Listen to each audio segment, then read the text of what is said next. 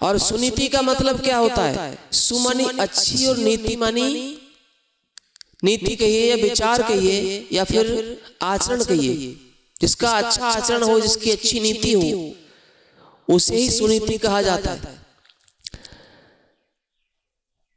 चिंता का विषय यह है कि आज की कथा आपको यह सिखाती है कि सुनीति की तरह बनिए।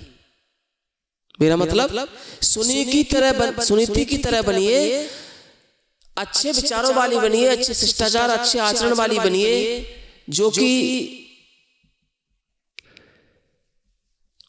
हर रोज सुबह सबसे प्रथम पतिदेव के चरणों में वंदन करने के बाद, चरणों को स्पर्श करने के बाद अपनी सब दिनचर्या के काम करती है, और उसके बाद सब परिवार में जो भी कामकाज होते हैं वो सब करती है महारानी सुनीति। लेकिन आज उसकी दिनचर्या को अपने घर में क्या तुम उतारती हो? क्या उसके शिष्टाचार को तुम अपने जीवन में धारण करती हो? नहीं करती। मैं तो कभी कभी पागल सा हो जाता हूं कि YouTube पर अश्लील गानों के साथ ठुमका लगाती है बहुत ज्यादा हमारी माताएं बहनें, मैंने बहुत देखी,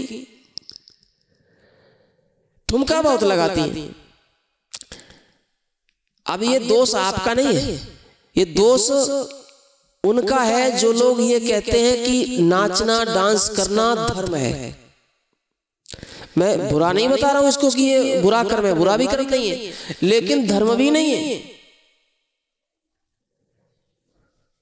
और अच्छा है तो कब तक अच्छा है? हर कार्य का, हर काम की एक सीमा होती है, एक लिमिट होती है।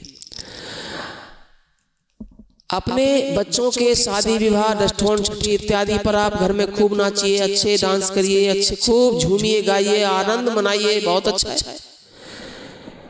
अगर आपको समाज में भी नाचना है तो पहले शास्त्रों में वर्णन तो नहीं है समाज में हर जगह नाचने के लिए, लेकिन अगर आपको डांस करना है, नाचना है, तो एक धार्मिकता के साथ नाचिए, अश्लीलता के साथ नहीं, अर्धनग्नता के साथ नहीं।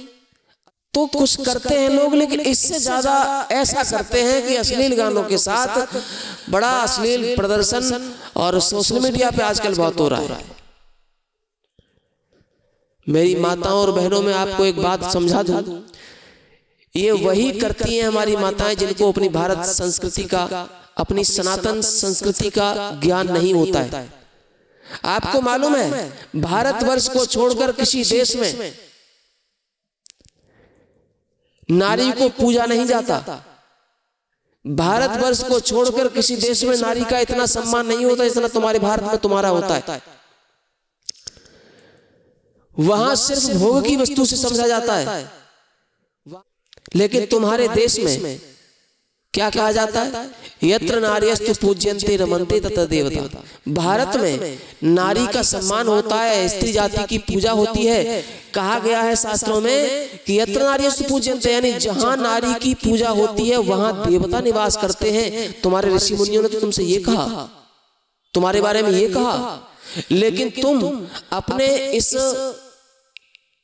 गौरव को, अपनी इस प्रतिभा को, अपनी इस पूजा को मिट्टी में मिलाती जा रही हो। आने वाले समय में ये भारत भी तुम्हारी पूजा छोड़ देगा, क्योंकि दिनों दिन पीढ़ी दर पीढ़ी चेंजिंग होती जा रही है हमारे विचारों में। जब नौजवान युवक संस्कृति को नहीं समझेंगे, क्योंकि तुम्हारा अश्लीलता के भरे हुए प्रदर्शन, अर्धनग्नता के देखेंगे, तो फिर उनके अंदर वही विचार आएंगे जो विदेशियों के अंदर है। सिर्फ आपको भोग की वस्तु समझ लिया जाएगा, लेकिन तुम्हारे देश में तुम्हारा सम्मान देवी के समान है, तुम्हारा स्थान सर्वोच्च है, लेकिन तुम उसे भुलाती जा रही हो। इसलिए मेरा निवेदन है, सुनीति बनिए, सुनीति बनिए।